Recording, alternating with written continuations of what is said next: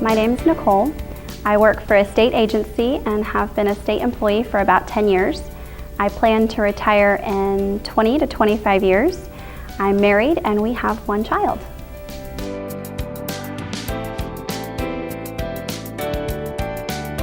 We're your average family. You know, there's 2 adults and a 5-year-old, and so recently we've bought a new home, so we're in the process of, paying off a mortgage and working toward that. We're sending our son to private school, and so that is an added expense. He's getting ready to start kindergarten, so we're looking at a long time of school, plus of course there's going to be college. We're saving for that. Recently my mom moved in with us, and so we have another person that we feed and that lives there. And so obviously we've got a lot of balls in the air, and we've got a lot of expenses, and we've got car payments and things like that. We've got quite a bit of financial stuff going on out there.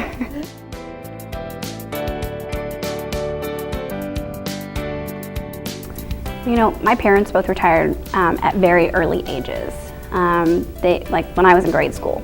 And they're not, I wouldn't consider old by any means. They both took early buyouts from their companies. So what little about retirement I knew was that essentially your company gave you money to leave. And so I didn't really know a whole lot about retirement until I became a state employee. I joined the state right out of college. And so obviously as a college kid, before I was even working, that wasn't on my radar at all. But once I joined the state system, I wanted to know everything I could figure out about retirement so that I could retire as early as I possibly could.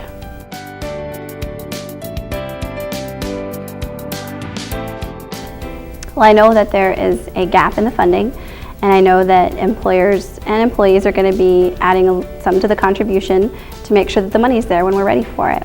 I think the legislature making changes to help funding, I think that they're trying to do the best that they can, and I think it'll be positive.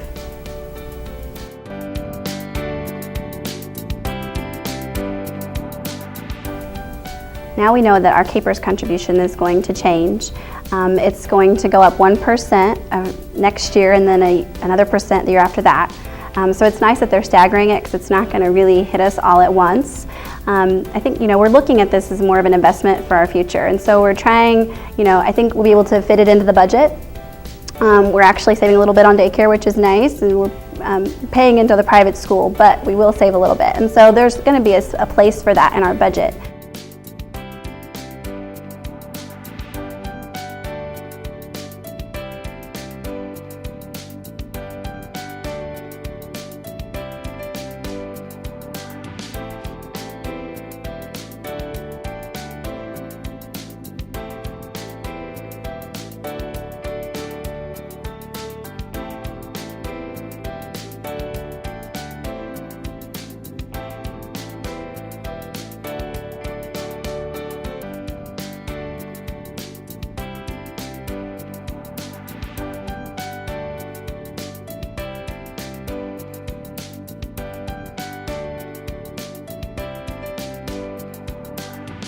We are aware of the benefit election, and we do have obviously a lot of expenses. And so my family and I sat down and talked about if we have the means now to put a little bit more per paycheck, or if we want to keep it the same and rely on our other avenues of retirement that we currently invest in.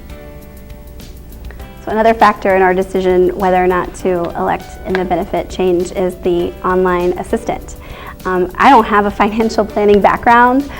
Quite frankly, my husband handles most of the bills. We talk about those things together, but math is not my strong suit. And so the nice thing is I'll be able to plug in those numbers, and we can figure out what our future is going to look like if we decide to take advantage of the benefit or not, the benefit change or not. And so we'll get to see those numbers, what they look like.